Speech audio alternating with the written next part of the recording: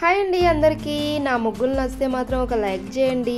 ఎవరికైనా యూజ్ అనుకుంటే షేర్ చేయండి. ఎలా ఉందో కామెంట్ చేయడం అయితే మర్చిపోకండి. ఇప్పుడు అమావాస్యకి దేవీ నవరాత్రులకైతే మంచి మంచి ముగ్గులు అయితే వస్తాయి.